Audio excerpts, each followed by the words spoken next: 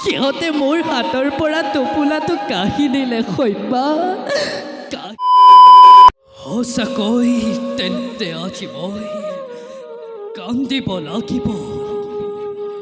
সঁচাকৈ তেন্তে আজি মই কান্দিব লাগিব।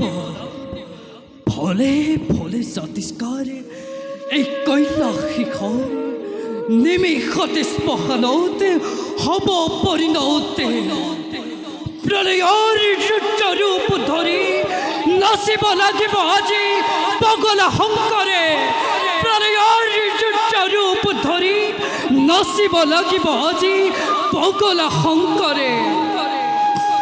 কিন্তু সতী ই যে অতি ভয়ংকৰ হ'ব সতী, ই যে অতি ভয়ংকৰ হ'ব।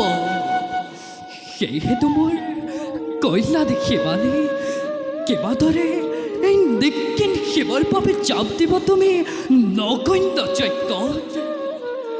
শুনা সতী, যাগ যজ্ঞ অৰ্চনা বন্দনা মোক একোৱেই নালাগে।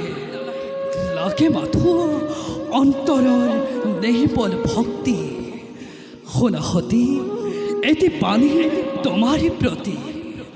পাপ তাপ মান অপমান সেই সকলোবোৰ দূৰ হৈ এটি পলকতে শুদ্ধ মনে শুদ্ধ চিত্তেই যদি ভজ নাৰায়ণক অন্তৰৰ অভয় পদত পাপ তাপ মান অপমান সকলোবোৰ দূৰ হৈ এটি পলকতে।